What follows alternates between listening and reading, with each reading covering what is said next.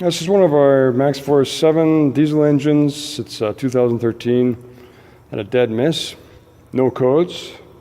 So we thought mechanical, which is what it turned out to be. The rocker arm flew off. The keeper that holds it on there grenaded, and so that caused the dead miss. So we got to change the rocker arm. Compression test was number 2. And the rocker arm, it kind of split. Damaged, I don't know how it happened, but it just flew off the handle and caused a miss.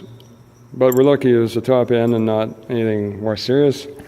If it's the lifter, we're going to have to pull ahead, which hopefully it doesn't come to that. But we'll just investigate a little further and go from there.